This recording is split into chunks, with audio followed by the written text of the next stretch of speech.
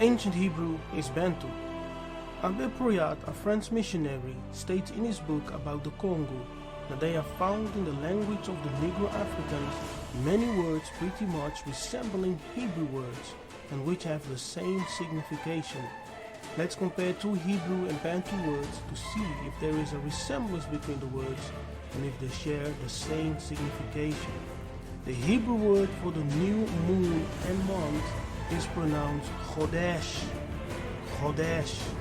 In Bantu Kikongo language, the new moon is called Kode, Ngode, Ngoda, meaning new moon and month. The new moon was originally a festival of the ancient Hebrews.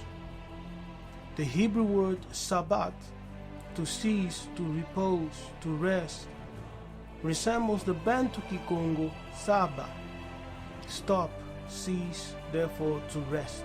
Saba gives Samba, day of prayer, day of rest. Ancient Hebrew is Bantu.